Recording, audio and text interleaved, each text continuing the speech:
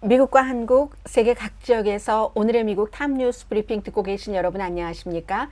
강혜신입니다.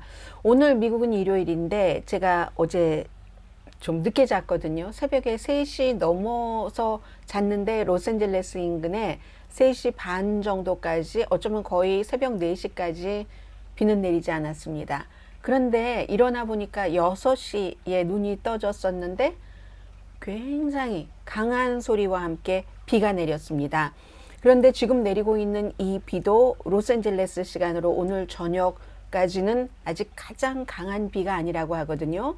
허리케인 힐러리가 열대성 폭풍이 돼서 1939년 이후에 남가주에는 처음으로 열대성 폭풍 경고가 내려진 그런 수준입니다.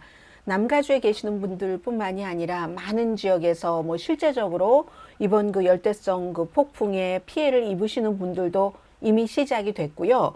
이게 이제 멕시코 쪽에서 바하 캘리포니아, 멕시코주에서부터 시작해서 이렇게 북상을 하면서 어떻게 이 내륙 쪽으로 들어와서 결국은 내일 아침 정도가 되면은 네바다주, 캘리포니아주와 경계가 돼 있는 남서쪽이 되겠죠. 그쪽 조금 거치고 그리고 역시 캘리포니아주의 오른쪽에 있는 애리조나주에도 좀 영향을 미칠 것이라고 합니다. 그래서 오늘 이런 뉴스 그리고 공화당도 지금 바깥에 보니까요. 빗소리는 이 마이크에 들어가지 않겠지만 엄청나게 저희 집 주변에 큰 나무들이 많이 있거든요. 마구 바람에 흔들리지는 않지만 누군가 피해만 입지 않는다면 정말 아련하고 멋진 그런 그 바람과 나뭇잎과 빗방울의 부딪힘 정도인데 뉴스 하는 사람이다 보니까 걱정이 훨씬 먼저 되네요. 오늘 이런 뉴스 그리고 이제 공화당이 본격적으로 대통령 선거 캠페인을 시작하는 첫 번째 토론회가 이제 다음 주에 열리고 밀워키가 왜 토론회의 장소인가? 밀워키 하면은 아직도 위스콘신주 민주당의 굉장히 그 강한 성격을 띤 곳이죠. 왜 공화당은 여기를 선택을 했는가? 그리고 아주 중요한 것이 러시아가 거의 50년 만에 달에 대한 어떤 임무를 하기 위해서 로봇 우주선을 발사했는데 결국은 사라지고 말았습니다. 실패했다는 거죠. 그런 내용까지 브릭스도 있고요. 중국, 러시아, 그리고 이제 무슨 라틴 아메리카, 아프리카의 모임 이런 것까지 오늘의 미국 탑뉴스 브리핑에서 전해드리겠습니다. 먼저 빗소리는 무서울 정도고요. 카탈리나 섬과 샌버란디노 카운티에 대피령 내려졌습니다. 이렇게 되는 경우는 이제 홍수, 산사태, 토네이도 강풍은 한 시속 멕시코에서 남가주로 올 때 85마일 정도, 85마일이면 가장 약한 허리케인 바람의 속도죠. 카테고리 1. 전력이 끊기는 곳도 분명히 있습니다. 멕시코의 바하 캘리포니아주에서 누군가가 개울을 건너다가 숨진 사람도 있고요. 샌디에고 비 많이 내리고 있습니까? 아직 아닙니까? 로스앤젤레스 보통 때는 비가 내리면 로스앤젤레스 쪽에서 오렌지 카운티 쪽으로 가는데 지금 어떤지 모르겠습니다. 산타 로살리아 이런 곳도 자동차에 타고 있던 사람이 쓸려 내려간 거죠. 4명은 구해졌고 산타 카탈리나 섬에는 주민들도 대피해야지 되지만 관광객들도 대피령 내려졌습니다. 바로 한 열흘 전에 하와이주에서 미리 이제 대피하지 못해서 굉장히 많은 그 피해를 냈는데 그 일이 있고 얼마 되지 않았기 때문에 더 심각하게 지금 산타 카탈리나 섬에서는 여러 가지를 대비하고 있고요. 주민과 관광객 모두 해변에서 23마일 떨어진 곳까지 대피하시라 이런 내용입니다. 그리고 이제 거기서부터 쭉 남가주 로스앤젤레스 쪽까지 올라오려면 샌버란디노를 거쳐야지 되잖아요.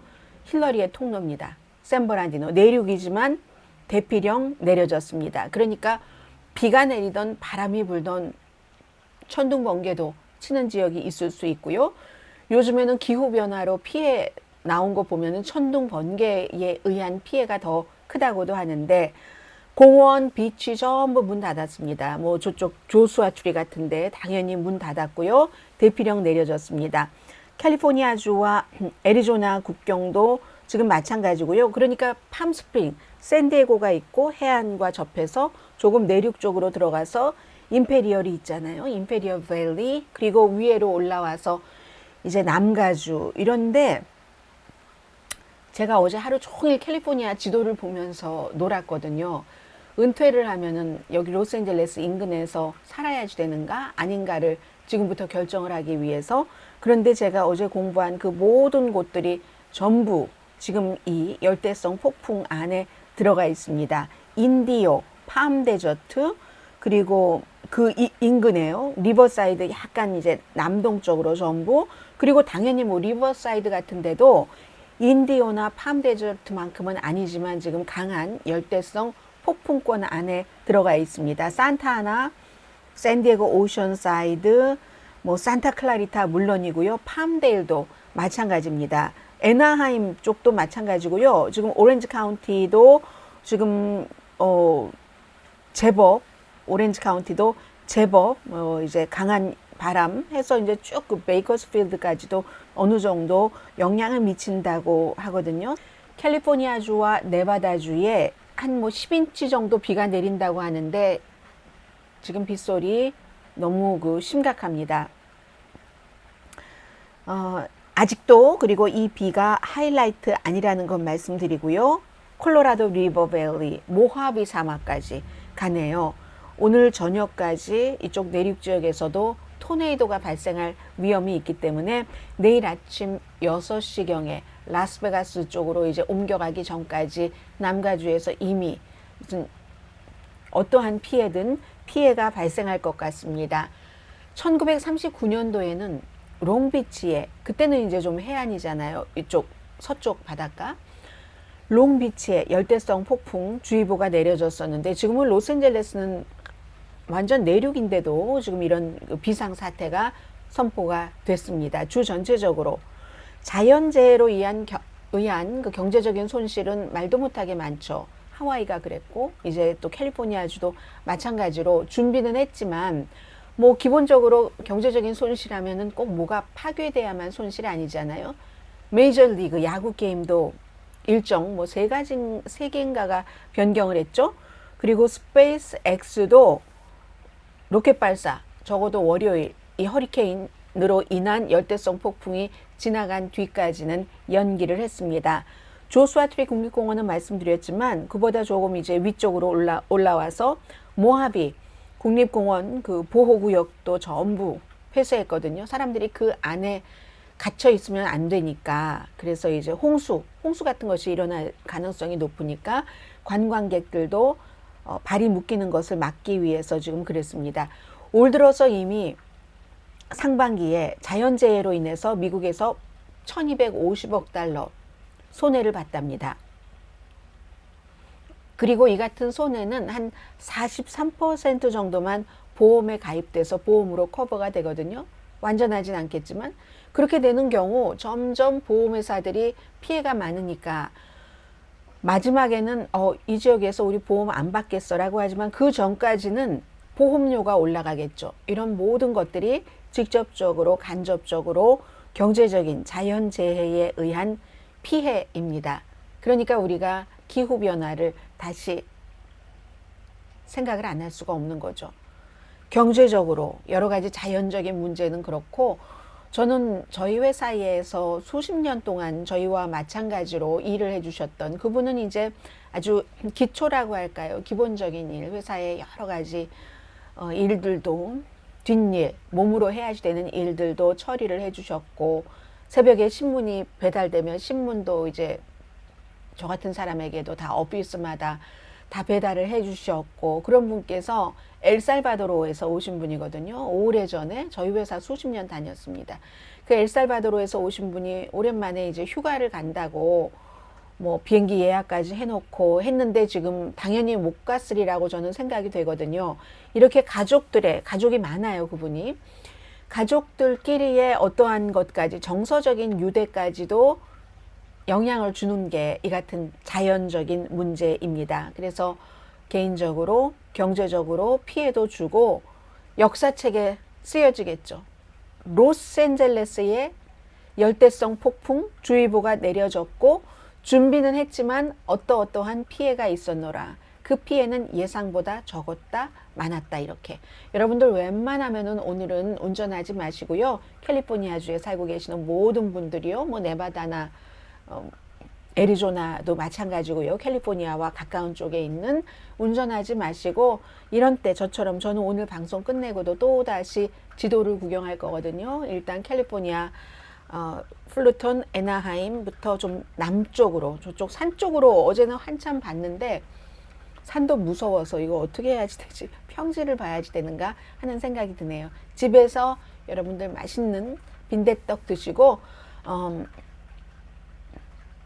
식구들과 얘기도 좀 하시고 아니면 조용히 그냥 밖에는 웬만하면 나가지 않고 집에서 쉬시기 바랍니다. 일요일이기도 하고요. 지금부터는 몇 가지 2024년도 대통령 선거와 연관된 정치 뉴스를 좀 전해드리겠습니다. 이 사람이 이렇게 할 것은 어느 정도 예고가 돼 있었는데요. 마크 메도우즈라는 대통령의 마지막 비서실장을 하기 전에 연방 하원 의원이었죠. 그리고 그런데 이 사람이 결국은 연방조사관에게 트럼프 전 대통령이 기밀 문서를 해제하라고 지시를 했다던가 해제한다고 말을 했다던가 실제로 해제를 했다던가 난 그렇게 대통령이 행동하고 말한 것이 기억이 안 난다. 대통령과 이제 결별을 선언을 하는 겁니다. 본인하고는 물론 논의한 적도 없고 그리고 본인은 자꾸만 거리두기만 합니다. 박스 옮기기 말하려고 별장에서 기밀 서류가 담겨진 거 그거와 나하고는 아무런 상관이 없다. 백악관에서 박스를 말하려고로 옮길 때도 나는 관여하지 않았고 옮기는 걸 나는 보지도 않았다. 이게요, 트럼프 전 대통령이 굉장히 힘이 강했을 땐 이렇게 말하지 않았습니다. 이 사람이 약해지니까 이렇게 말을 해요. 그리고 며칠 전에 조지아주에서 기소가 됐잖아요. 조지아주의 선거 결과를 뒤집으려고 시도했다는 그 같은 혐의에 대해서 반마피아법에 적용이 돼서 본인은 하수인으로 트럼프 전 대통령은 보스로 기소되고 나니까 이런 말을 하고 이럴 수도 있다는 것은 기밀 문서와 관련해서 잭 스미스라는 특별검사가 트럼프 전 대통령과 여러 명을 기소를 했었을 때 어느 정도 예고됐다고도 볼 수 있습니다. 왜냐하면 잭 스미스가 이 사람은 기소하지 않았으니까. 뭔가 수사관에게 협조를 하고 있는지도 모르겠다. 뭐 이런 생각이 들었는데 결국은 이 같은 내용들이 오늘 ABC 방송을 통해서 보도가 되고 있습니다. 수사관들에게 기밀문서 해제하라고 한 적 없다. 해제하지도 않았었다. 이렇게 얘기를 한 겁니다. 일요일이기 때문에 오늘 이제 심층 보도들을 미국 텔레비전에서는 많이 하고 있습니다. 그리고 본인은 잘했다는 얘기만 합니다. 이건 곧 기밀문서라든가 그런 문제에 대해서 트럼프 전 대통령이 잘못했다는 것을 마지막 비서실장으로서 시인하는 것이기도 합니다. 본인은 기록물 보관소가 요청을 했기 때문에 그 기록물 보관소가 요청한 것을 잘 검토를 하고 돌려주라고 대통령에게 권고했다. 나는 옳은 일을 했다라는 얘기를 하는 거죠. 이제 와서 몇 년 동안 트럼프가 옳았다라고 얘기를 하다가 나는 그렇게 권고를 했는데 트럼프 전 대통령이 내 말을 듣지 않았다라고 조사관에게 얘기를 했답니다. 지금은 마크 메도우즈죠. 루디 줄리아니가 어떻게 행동하는지 여러분과 제가 한번 지켜볼 만한 마피아 소설보다 더한 마피아 스토리가 될 수도 있다고 짐작은 됩니다.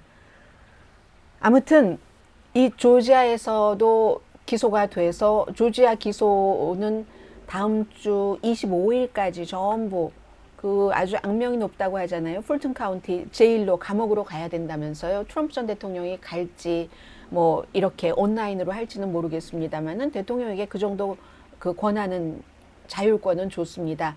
트럼프 전 대통령은 지지자들을 화나게 하고 돈 더 많이 모으게 하기 위해서 현장에 갈지도 모르죠. 그러면서 전직 대통령에게 이럴 수가 있느냐, 이런 일은 일어나서는 안 되는데 내가 당하고 있다. 그러니까 내가 다시 대통령이 돼서 다시는 이런 일이 일어나지 않도록 해야지 된다. 그리고 이건 나를 죽이려는 게 아니라 바로 여러분을 죽이려는 거다라고 얘기하면서 돈 모으려고 트럼프 전 대통령이 풀튼 카운티 감옥으로 가서 기소에 대해서 체포되고 다시 이제 풀려날 수도 있다고 생각이 됩니다. 아무튼 마크 메도우즈 이미 움직임 보였고요. 트럼프 전 대통령에게서 멀어지는 루디 줄리아니도 문제일 수 있고요. 그리고는 이제 아사 허친슨이라는 전 알칸소 주지사가 8월 23일, 오늘 20일이죠. 23일 수요일에 첫 번째 공화당 대통령 예비선거 후보 토론회가 열립니다. 여기에 내가 컷오프 통과했다라고 얘기를 하는데, 이게 너무 후보가 많으니까 토론회를 하려고 해도 자격이 있어야지 되겠죠? 뭐 예를 들어서 여론조사는 어디서 한 적어도 뭐 세계 여론조사에서 얼마 뭐 1%, 그리고 기금 모금은 뭐 미국 적어도 몇 개 주에서 뭐 4만 2천 사람 이상의 기금을 받아야지 되고, 그거 이제 통과했다는 얘기입니다. 아사 허친슨이 얘기하기를, 그리고 토론을 하려면 후보들이 전부 누가 후보가 되든지 그 사람에게 투표하겠습니다 하고 서명을 해야지 됩니다. 공화당 룰이에요. 서명을 본인이 했다라고 하면서 본인은 트럼프 전 대통령의 나쁜 점, 그에 관한 거짓 주장을 진실로 바꿔놓으려는 노력을 이번 예비선거에서 하겠다고 주장을 했는데, 그럼에도 불구하고 누가 후보가 돼도 후보를 지지하겠다는데 서명을 했거든요. 그 이유에 대해서는 트럼프 전 대통령이 공화당의 후보로 선택되지 않을 것을 믿기 때문에 나는 서명했다. 저는 아닌 것 같아요. 적어도 트럼프 전 대통령이 그렇게 될 가능성이 높다고 생각하면서 그 가능성을 줄이기 위해서는 어쨌든 본인이 뭐 토론도 하고 뭐도 하고 하면서 나타내야지 되는 거. 그 본인도 정치인으로서 자신을 세일즈 해야지 되고, 그런 목적이 더 강하지 않았는가 이렇게 생각이 되는데, 트럼프가 책임져야지 될 점에 대해서 나는 예비선거 기간 동안 또 토론회에 나가서 얘기하겠다. 트럼프라는 사람은 백악관에서 일할 자격이 없는 사람이다. 아사 허친슨, 이 사람은요, 부시 대통령 시절에는 마약 단속국에서 일을 했고, 헤드로서, 그리고 레이건 시대의 변호사였었습니다. 그리고 99년도였었죠.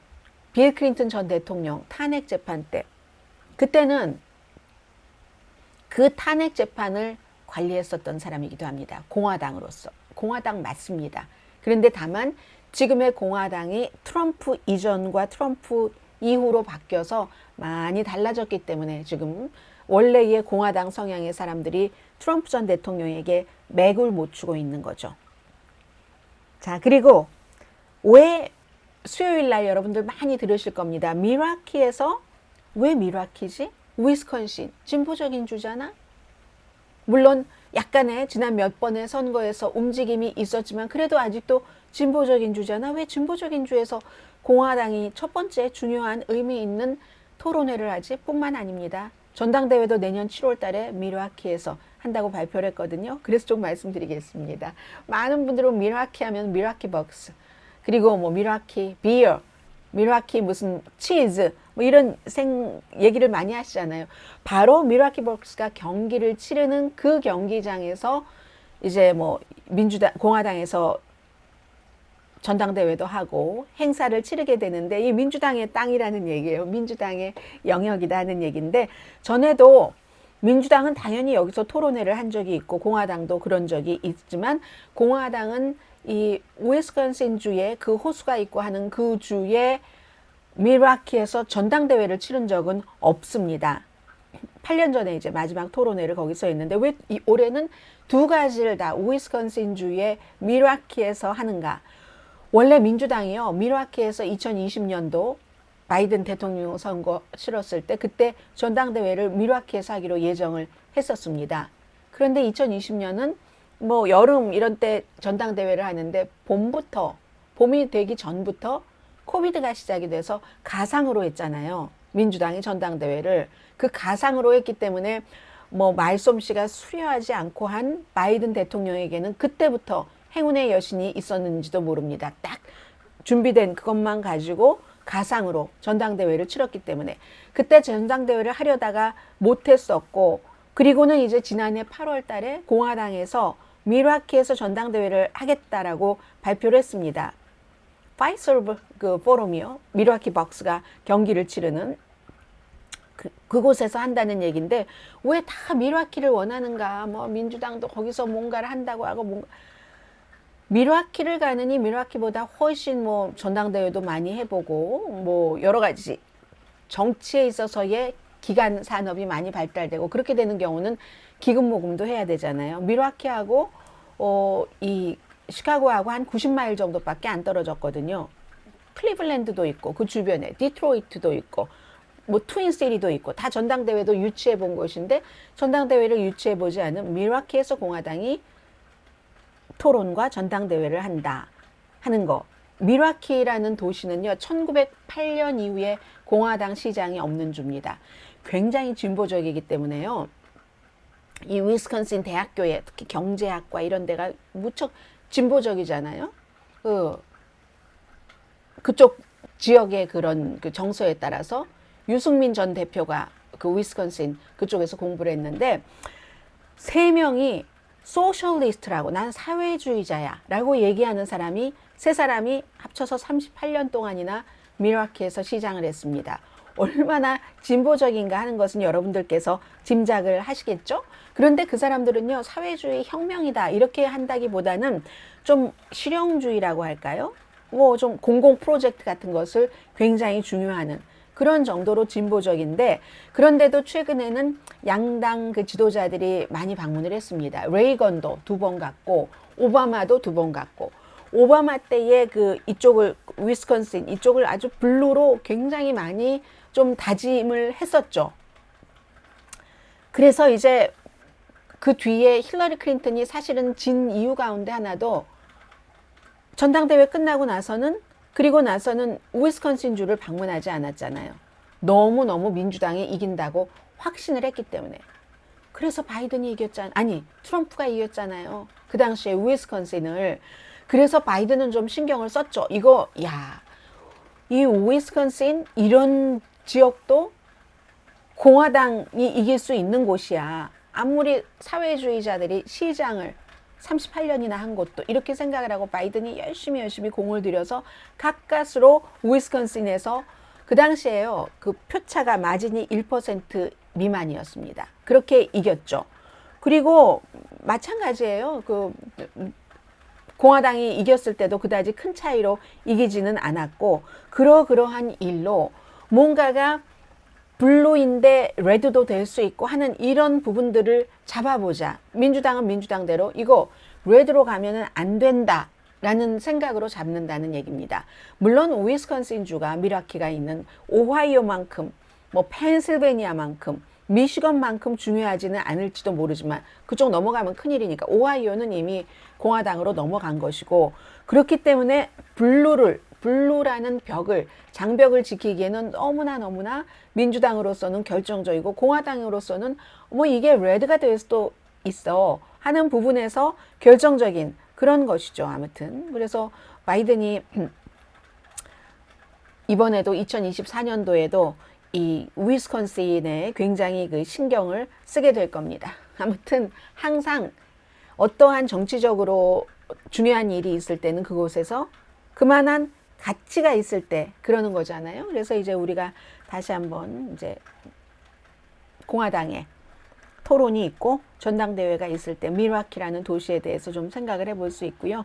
밀와키 쪽으로 오늘 한번 공부를 해볼까요? 지도책 보고 노는 거를 좋아합니다, 제가. 그리고는 지도책 보고 노는 건 좋아하는데 과학에 또 밝진 않아요. 그 지도책과 과학? 지형? 뭐 이런 거 문제가 될 수 있으니까요. 뭐 기후변화? 조금. 러시아가 지난 한 50년, 70년대에 구소련이 무너지기 전에 달 탐험하고 50년 만에 처음으로 달 탐험에 실패를 했습니다. 지난주 수요일에 발사를 했는데 루나, 달이기 때문에 루나네요. 루나 25 우주선이 달 표면에서 추락했다고 오늘 발표를 했습니다. 76년이에요. 구소련이 무너지기 91년도 무너졌으니까 한참 전이죠. 이로써 러시아가 요즘 좀 안 좋습니다. 상당히 우크라이나 그런 것으로 인해서도 그렇고 푸틴 망신이란 망신은 프리고진이라는 바그너의 용병 대장에게 다 당했고요. 러시아의 우주 야망이 좀 꺾여버린 거죠. 이게 됐어야지 지금 와 하고 푸틴도 국민들에게 선전을 할 수 있을 텐데 러시아의 그 로스코모스가 미국의 나사와 같은 우주 항공국이잖아요. 로스코모스가 오늘 발표를 하는데 보니까 뭔가 그 달에서 그 루나 25 무인 우주선입니다. 로봇입니다. 통신이 교신이 이상해지고 나서 달 표면에 확 그 충돌을 해버렸다는 겁니다. 그러니까 뭐 추락한 거죠. 그랬다는 얘기고요. 착륙할 예정이었지만 잘못된 방향으로 나가서 그렇게 됐다는 겁니다. 과학자들은 항상 달의 얼음, 달의 물에 관심이 많죠. 달에 무슨 뭐 그 돌 같은 게 있으면 그 돌 같은 것에 꽁꽁 얼어붙어 있는 물, 수분, 얼음 이런 것들이 어떻게 잘 해보면은 풍부하면 달의 남쪽에 그게 많다고 하니까 그 남쪽에 뭐 착륙하고 이러려고 했는데 그렇게 되면은 그걸 가지고 이제 뭔가를 에너지화하고 한다는 거잖아요. 그래서 미국과 러시아가 국제 우주 정거장에서 협력 많이 하죠. 우주인들도 뭐 같이 우주선에 타고도 그렇게 하기도 하는데 그런데 요즘엔 안 합니다. 아르테미스 미국도 마찬가지로 50여 년 만에 아르테미스 뭐 해서 1, 2, 3 단계들이 다 있잖아요. 여기에 많은 나라들이 다 참여를 하고 미국도 그걸 원하고 하는데 러시아는 여기에 손잡진 않았습니다. 우주 정거장에서 과거에 미국과 어느 순간까지는 서로 합니다. 정보 공유도 합니다. 그러나 이게 확실한 라이벌 경쟁이 되고 나면은 서로 밀쳐내버리게 되죠. 그래서 러시아는 아르테미스 여기 같이 일한다는 서명하는 것에 거부를 했고 그 대신 누구와 손잡겠습니까? 당연히 중국과 같이 이제 달을 연구하겠다는 건데 그러면 러시아가 졌잖아요. 참 이 인도라는 나라가 지켜봐야지 될 그럴 나라인데 인도가 고신 것 같은데요. 일단 러시아의 이 같은 실패를 인도는 모든 우주 프로그램은 위험하고 고도의 기술이 필요하다. 당연한 얘기를 한 거예요. 그런데 인도가 이제 곧 이 같은 일을 한다는 것 아니겠어요? 야, 그러니 참 아무튼 미래의 탐험가가 어느 국가의 탐험가가 됐든지 간에 이 얼음, 물, 수분으로 뭔가 이렇게 공기, 로켓의 연료를 만든다는 것을 성공을 하면은 그 다음에 이제 그 우주에 있어서의 또 왕좌를 차지하는 국가가 되는 거죠. 지금 인도예요. 그 다음 단계가. 그리고 이제 중국도 뭐 가능한 한 빠른 시일 안에 한다고 하고 걸리겠지만요. 중국은 시간이. 그런데 그러면 지금은 이제 이렇게 돼버리면 우주, 달 탐험에 있어서 러시아와 인도가 만약에 성공하면 인도가 앞서가는 거예요. 50년 전은 50년 전이라고 하고 그런데요. 또 다음 주에는 어떤 일이 있냐면 이게 다음 주 화요일에 있을 만한 일인데 브릭스라고 해서 중국, 러시아, 라틴 아메리카, 사우스 아메리카, 아프리카 이런 국가들이 서로 중국과 러시아가 중심이 돼서 뭔가를 막 하는 거잖아요. 중국이 돈도 투자하고 뭐 길도 놔주고 기간 산업하고 대신 우리에게 뭘 해줘. 공짜가 없으니까. 그렇게 하는 정상회담을 남아프리카에서 합니다. 남아프리카가 뭐 아프리카에서는 그래도 제일 정치적으로 경제적으로 발전되어 있기 때문에 그곳에서 주최를 하는데 시진핑도 가고 나렌드라 모디 인도 총리도 갑니다. 블라디미르 푸틴 러시아 대통령은 안 가는 게 아니라 못 갑니다. 전쟁 때문인 건 맞습니다. 그런데 아무리 러시아에서 신경 쓰지 않는다 할지라도 우크라이나 전쟁에 대해서 특히 어린이들의 피해주고 하는 그런 등등의 문제 때문에 국제 형사재판소에서 기소했잖아요. 러시아 바깥에 나가면 체포해야지 됩니다. 물론 그 경우에 사우스 아프리카가 블라디미르 푸틴을 체포해서 국제 형사재판소에 넘겨주지 않을 수도 있지만 그런 위험을 모험을 뭐하러 선택을 하겠습니까? 그래서 주도를 하는 러시아가 빠지는 그런 중국은 있지만 인도도 있고 브릭스 그 정상회담이 다음 주 화요일에 열리는데요. 이 브릭스가요, 인구로는 세계 인구의 40%입니다. 국가 숫자로는 많지 않아요. 그러나 미국이 이제 뭐 아시아에서의 어느, 유럽에서의 어느, 뭐 나토 뭐 회원국만 해도 이렇게 많지만 다 유럽도 작은 나라잖아요, 인구가. 중국이랑 인도가 떡하니 들어가 있으니까. 러시아도 그렇고요. 그러니까 전 세계 인구의 40%, 뭐 경제 규모는 한 26%를 차지하는 그 그룹이 브릭스 그룹입니다. 그래서 이제 이런 일들이 있고요. 다음 주에는 일단 월요일에 내일이네요. 바이든 대통령 부부가 하와이 마우이를 방문을 합니다. 114명 사망을 했고 복구는 아주 오래 걸릴 겁니다. 적어도 몇 년 이상. 그리고 영원히 복구되지 않는 부분도 있을 겁니다. 그리고 수요일 날 이제 공화당 예비선거 후보들 토론하고, 금요일이 트럼프 전 대통령과 18명, 모두 19명이 머그샷도 찍고 지문도 찍고, 트럼프 전 대통령도 가면은 머그샷 찍어야지 됩니다. 토요일이 전국 강아지의 날이네요. 애니멀 쉘터에서 다음 주에는 입양을 하시는 그런 분들이 굉장히 많을 것 같습니다.